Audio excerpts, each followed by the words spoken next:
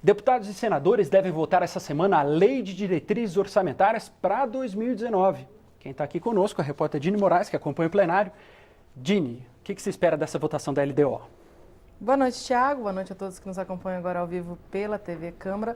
Bom, então, essa votação, a princípio, será tranquila, porque há um acordo entre os partidos para que esse texto do projeto de lei de diretrizes orçamentárias para o ano que vem seja votado na Comissão Mista de Orçamento, na quarta-feira, e já na quarta-feira vá direto para o plenário do Congresso Nacional. Lembrando que essa é uma matéria que precisa ser aprovada tanto por senadores quanto por deputados juntos, né? Então, é o que a gente chama de sessão conjunta, né? A gente chama de sessão do Congresso Nacional, mas é uma sessão conjunta da Câmara e do Senado. E inclusive facilita aqui, já que você está explicando, LDO é o que estabelece os parâmetros para a criação do orçamento lá no final do ano. Né? Isso, exatamente. Não é a regra orçamentária em si. São as regras para a elaboração do orçamento público federal do ano que vem. Olha só, Thiago, tem acordo, como eu falei, entre os partidos para que isso seja votado na Comissão Mista de Orçamento na quarta-feira e no plenário também na quarta-feira, mas tem alguns pontos que ainda estão bem polêmicos, tá? Inclusive, por exemplo, que a oposição não concorda e isso deve gerar algum tipo de discussão tanto na comissão quanto no plenário, especialmente os pontos que tratam do funcionalismo público. Porque, por exemplo, a LDO, ela está proibindo os reajustes salariais do funcionalismo público federal. E aí se inclui o auxílio moradia, auxílio alimentação, assistência pré-escolar e também proibindo a criação de cargos nos órgãos públicos. A oposição não concorda que não seja feita, por exemplo, nem a reposição da inflação, porque isso significa perda, né, salarial de fato para os servidores públicos. E esse é um ponto que os parlamentares prometeram lutar lá na Comissão Mista de Orçamento e também no plenário. Só que aí a gente lembra, a oposição é minoria tanto na comissão quanto no plenário. Então, se por acaso o governo vier com a bancada inteira, provavelmente o texto pode vir a ficar como está, né?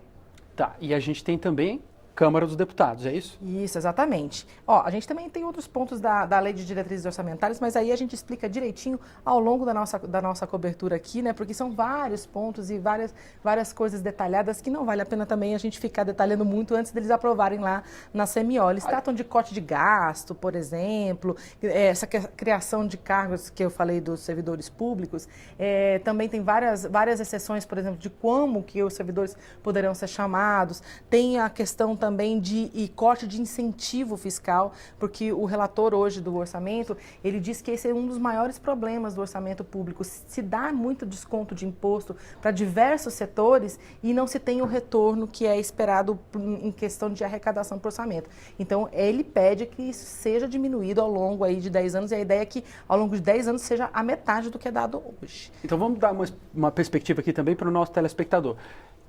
Você disse que deve ser votado pela manhã e no começo da tarde na comissão, então a expectativa, pelo menos a nossa, de nós dois aqui, é que seja votado no plenário do Congresso da tarde para a noite. Mas da tarde para a noite. Isso, quem quiser acompanhar essa votação, é só ligar na TV Câmara, vai estar sendo transmitido. Vai estar sendo transmitido ao vivo e a gente tenta dar ali as explicações do que está sendo votado pontualmente na hora, né? Agora, como você falou, vai ter também sessão da Câmara dos Deputados, tem uma pauta própria da Câmara dos Deputados. E aí é o seguinte, o que está mais em questão tem muita coisa para pouco tempo, pois né? Eu ia te perguntar, que horas começa a sessão da Câmara? Porque se afinal de contas a gente tem manhã de comissão mista de orçamento, tarde de Congresso, isso e o plenário quarta. Da Câmara? Tem na terça-feira, tem agenda, tem pauta na sessão, no plenário Ulisses Guimarães. E aí é o seguinte, tem 8 medidas provisórias à disposição dos deputados. A primeira delas trata de incentivar a irrigação, né, a Política Nacional de Irrigação.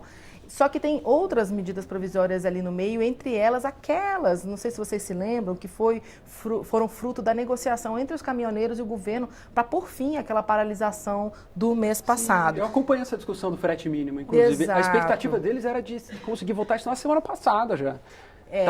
Eles estão tentando fazer negociação. Na semana passada houve uma negociação para se tentar votar diversas medidas provisórias antes do recesso parlamentar, mas essa negociação acabou que não deu em nada, né? Essa semana continuam as negociações, então a intenção de alguns parlamentares é avançar nisso daí. Só que tem algumas medidas provisórias que são polêmicas aí no meio, né? E como as medidas provisórias elas precisam ser votadas em ordem cronológica, então isso dificulta um pouquinho. Nem mesmo numa sessão extraordinária pode inverter a ordem das medidas A provisórias? partir do momento que elas foram lidas, não. Aí elas precisam ser votadas em ordem cronológica. Então, existe aí uma dificuldade por causa disso. Mas lembrando, até as que estão com prazo mais curtinho, tipo essa primeira que eu falei da irrigação, se o recesso parlamentar começar oficialmente, ela fica com prazo suspenso até a volta. Então, dá ainda um tempinho de sobrevida para as medidas provisórias. Então pode ser que elas fiquem mesmo para votação só em agosto. Isso. Pode ser que fiquem só para agosto também. Mas o tema mais polêmico aí que está na pauta é a questão da privatização das distribuidoras de energia da Eletrobras. Na verdade, esse projeto que está lá no plenário, ele abre, né, ele viabiliza a venda de 6 distribuidoras de energia da Eletrobras nas regiões Norte e Nordeste e também uma que é do governo estadual, que é do Amapá. Então, na verdade, são 7. Existe aí um grande conflito entre visões de Estado e quais são os papéis de empresas públicas. E essas visões elas são bem claras nas discussões no plenário quando chegam propostas desse tipo lá. De um lado, estão os que argumentam que essas distribuidoras de energia elas estão trazendo muito prejuízo para os cofres públicos e que esse dinheiro poderia estar sendo usado em outras áreas, que poderiam dar aí serviços mais úteis para os cidadãos e que o Estado não pode ficar arcando com esse tipo de prejuízo.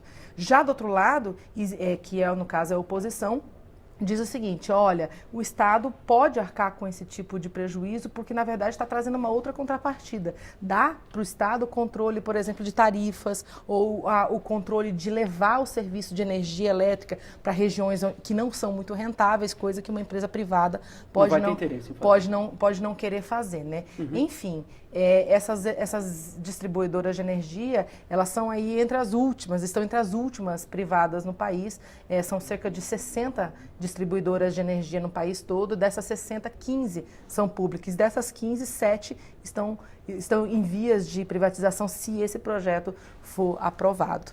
Agora, Tiago, a gente falou das medidas provisórias, a gente falou desse projeto que provavelmente é o projeto que tem maior prioridade para ser votado só na Câmara dos Deputados, né?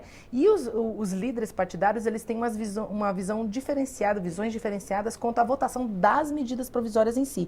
A gente escutou alguns deles, vamos ouvir? Claro, por favor. São medidas provisórias importantes, inclusive a que cria a obrigatoriedade da capacitação para os agentes comunitário de saúde, agente de combate a endemias, além de reajustar o salário desses profissionais que tem 4 anos que não reajusta. Eu sou pessimista com relação à votação de tantas medidas provisórias, até porque o plenário, na última fase, não tem discutido, firmado acordos nem entendimentos, tem sido tudo decidido no voto. Considerando que vai ter votação das distribuidoras que o governo pretende privatizar, serão semanas, os próximos dias, bastante tumultuados. Eu acho que nós vamos nos ater ao projeto das distribuidoras da Eletrobras e a votação da LDO, que é fundamental para que a gente entre em recesso no dia 17 de julho. Eletrobras e LDO. Eletrobras, só me ajuda com um detalhe, esclarecendo aqui. Já foi votado o texto principal, isso? Estamos nos destaques? Isso, na verdade o texto principal da proposta foi aprovado semana passada, só que os partidos fizeram 14 pedidos de mudança nesse texto principal. São os destaques. Exato, são chamados destaques. Esses destaques podem mudar bastante a proposta, né, o resultado final que vai ser avaliado pelos senadores. Então é preciso esperar a votação de todos esses destaques para ver o que de fato vai ser considerada a proposta final, acabada, aprovada aqui pela Câmara. Mas esse é o estágio final da votação. Os destaques é o estágio final da votação. Pode ser um estágio final longo, mas é o estágio final. É o estágio final de votação. Mas quando a gente olha o conjunto aqui agora, LDO é de fato a prioridade, né? Exatamente. A Lei de Diretrizes Orçamentárias é a prioridade da semana, porque é com essa aprovação que libera os parlamentares aí para o recesso parlamentar de julho. Apesar de já ter acontecido o recesso, já em anos anteriores, o recesso sem aprovação da LDO.